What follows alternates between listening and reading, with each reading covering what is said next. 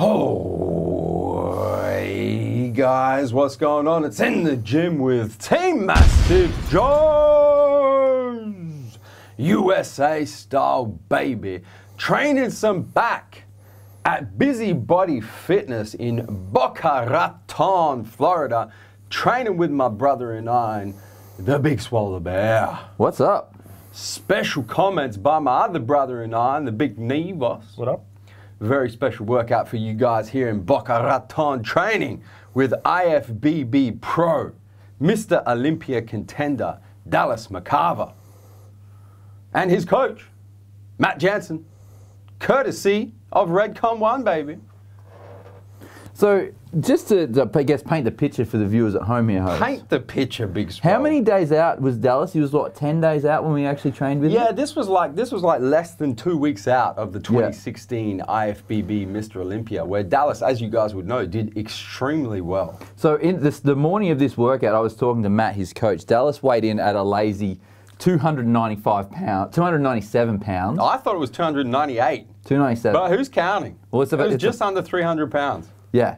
So, you know, 10 days out or 8 days out from the Olympia, which is just absolutely ridiculous. And I will say, of all the bodybuilders I have met, he would have to be one of the biggest I've ever seen face to face. Just because he's like... Very big boy. How tall is he though? So he's like 6'2". He's my height. So he's the same height as you. Yeah, and he's like 300 pounds. Yeah. On stage. And I got to tell you guys, man, get your notebooks out. Pause the video, go get your notebooks out, because you're going to learn some shit in this workout. Yeah. Matt's a big boy as well, though, isn't he?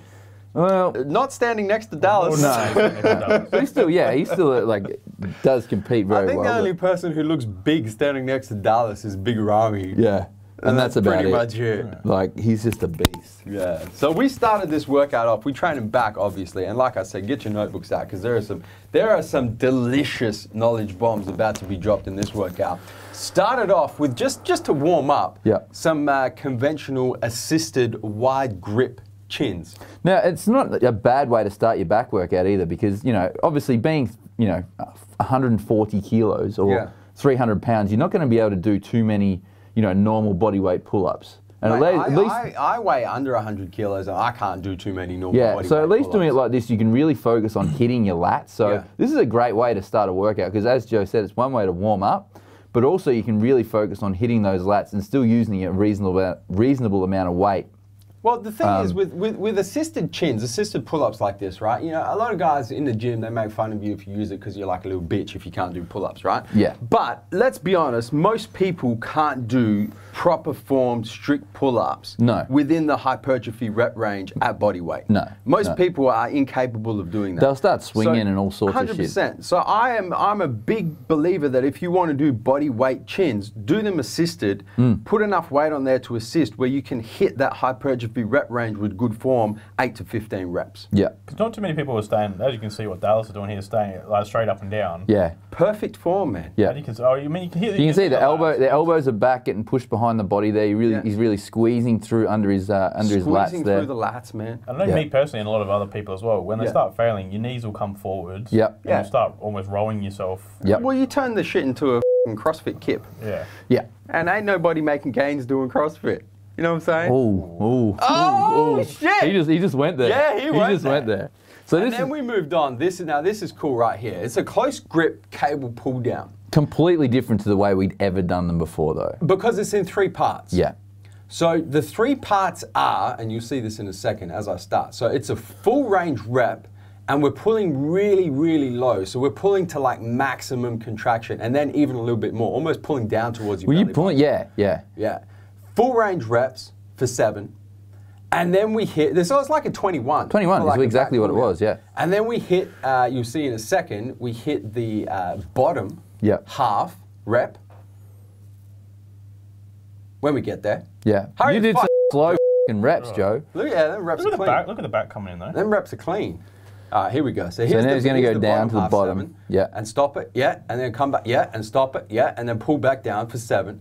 And then finishing off with the top half for 7. Now, the hardest part of this was actually that middle set. Of course. Because you're actually stopping at mid-contraction and ripping it back down to the bottom. And you're actually pulling more to your, not really to your chest, but more to your midsection, to your upper abs. So it was great because it actually allows your elbows will come right behind your body, and like Joe said, you'll get that full contraction. I reckon you guys actually did 3 sets of 8 here. Possibly could have done 8. I reckon it was 24, so I remember seeing it on Snapchat. Well, to be honest, mate, we were training on Redcon 1's new pre-workout supplement, Total War. I couldn't have counted to 5. I'm happy that we filmed this workout because I honestly can't remember it. No. I remember jacked. The third set of like the assisted chin-ups, it hit me like a brick wall. I was like, whoa, there it is, right there. Yeah. Phenomenal way to do close grip pull downs, particularly because without knowing, you do, if I did 7, 21, if I was doing 8, 24 reps. Yeah. So it's a lot of reps in there as well. And as you can see here, like this is Dallas's I think it's his 2nd set. Yeah. He hasn't got a lot of weight on there. No. And although, I guess he was, 10 days out from the Olympia, but a lot of the exercises we did, he didn't use a heap of weight. He focused a lot on the contraction. It was all about form. So that's a little tip for you guys get started out there. The weight isn't as important as you think. It's all about probably the thing is, training. If he was doing like sets of 8, he'd probably have the stack there and probably be just swinging it. Well, that's what a lot of bodybuilders do. Yeah. Well, the other thing as well is, a bunch of you will have seen some of Dallas's Instagram clips where he's like deadlifting, 350 kilos, 800 pounds, squatting really heavy. So he does do those big heavy lifts, the Ronnie Coleman style lifts. But the thing you have to remember is a lot of the guys will do that, for those social media posts. They don't train like that all the time. Exactly. This is cool for you guys to see because this is how Dallas is training less than 2 weeks out from the Olympia. The weight is it's not light, but it's definitely not heavy. The form is on point. The mind-muscle connection is on point. And it's really about stimulating muscle growth more than moving that lightweight like bags of feathers. Yep. So then we moved on to dumbbell pullovers. And as you can see, Matt is obviously doing this this set here. It's not a full movement. It's almost like a partial. You're keeping that tension on your lats the whole time and keeping your triceps out of it. As you can see there, his arms are really straight. Yeah. So you're not having your arms bent. It's just keeping that tension in the lats the whole time. And that was one thing that Matt was really big on. Obviously, for those of you that don't know, Matt and Dallas are very good friends, but Matt is actually Dallas's prep coach and off-season. He's his coach. Yeah. And one of the things that Matt was really big on throughout our entire workout, he kept correcting us on constant tension, keeping tension in the muscle group that you're trying to train. So for this, as an example, a lot of people when they do a dumbbell pullover to hit lats is they'll pull too far and they'll bring in too much chest, too much deltoid, and actually take the tension off the lat. Whereas Matt was like, no, just hold it back. There it goes. Too light. It was only, what, like 120 pounds? Yeah. And he's like, oh, it's too light.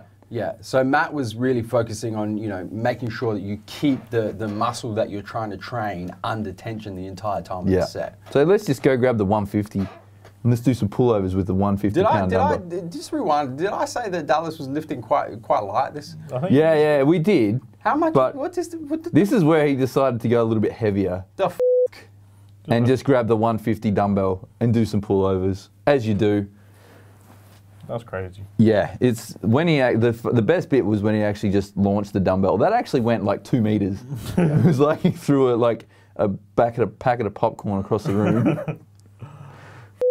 Look at the thickness through. The thing about Dallas as well is, a lot of people forget he's 25 years old. He's still a kid, in bodybuilding terms, like he's still such a young guy with huge potential because, if he can stay injury free and keep developing the way he has over the last couple of years. That much size. He's huge. At 25. Corn-fed, man. Corn-fed. Mate, you're the original corn-fed, and he makes I'll be a little bitch. He does. I'll happily... That's the thing is when you put you two next to each other, and you're a very big boy, sitting about 112 kilos. Yeah, and he makes me look like a schoolgirl. Yeah. Because as I said, he is one of the biggest guys I've ever spoken to face to face. He's just huge. It's the height as well. It's the height that throws you off, It's because a lot of bodybuilders are quite short. And they're big, 5 foot. Very big. Yeah, but short. Like none of them are. Most of them aren't over 6 foot. Little waist though as well. Yeah. And in Dallas, 6'2", and small waist, big shoulders, big boy. This is a question for you, Joe. Yeah, man. Because did you to speak or to actually chat or train around many of the men's physique pros? No, not this tour. No, but they're small. Yeah, but that's what we're wondering is how you now, Yeah. another year under your belt training, compare in size to the IFBB pros. Well, you see a few of them at the at the Olympia, and when you see people like Dallas, you notice them. Yeah. This is like I don't notice physique competitors. No.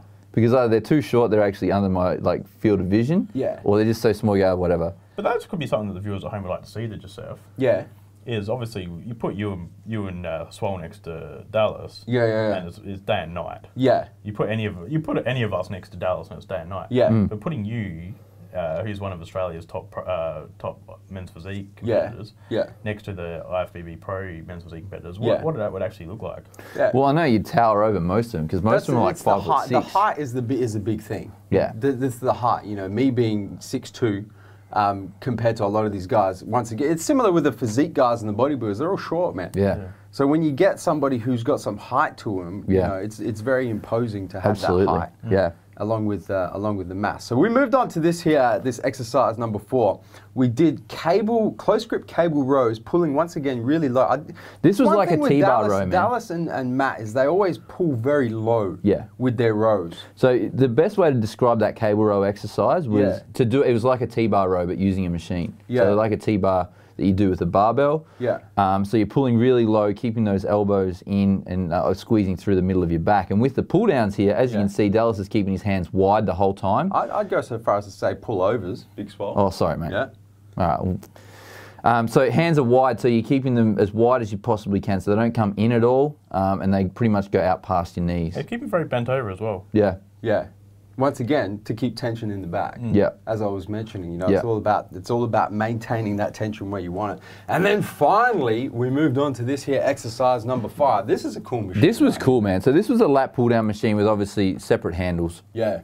And it allowed you to sit forward on the seat, and you're doing it's almost like a behind the neck pull down. Yes. But obviously isolateral, and you don't have the tension of having to worry about the bar hitting you in the back of the head. So you're pushing your elbows out really wide, arcing them down towards your lats. You get a really good squeeze through the middle of your back. It was a really, really cool exercise. Pull all the way down, all the way through. Yep. Nice finishing exercise. Yeah. Especially the way, you're obviously supposed to sit the other way around. We were doing it back to front because you can see we're kind of resting on the knee pad instead of using it to secure our knees. Yeah. I'm a big fan of doing pull downs like this towards the end of a back workout because it does keep you accountable. You can't, body English is thrown out the window, mate. Can't swing. Yeah. Because you've got no support on the knees. It also puts you in a better position because you're more sort of underwear the machine. Yeah. I wouldn't necessarily say better position. I'd say different position. I think it's better for this movement though. For You the, think? Oh, absolutely, the handles. Yeah, totally agree. Not for a pull down because with a bar. Yeah, with a bar because you can't pull it to the front of your chest. It's just where the pivot is. Yeah. Yeah.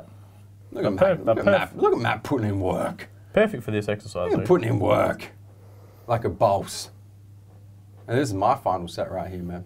Squeezing down, squeezing with them lats. How about them Redcon 1 supplements, Big Swole? Oh, mate, they're great. The pre-workout is what do you think about it, Steve? You've used it? I've been using it every night, to be honest. There's none left in the tub.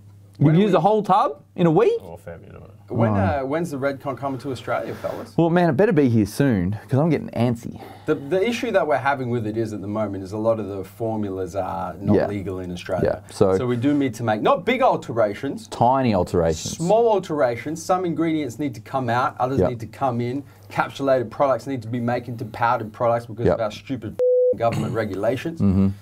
But they're on their way, They're on their viewers. way, man. They're on their way. So the cluster bomb, which is their carb product, we don't have to change that. So good.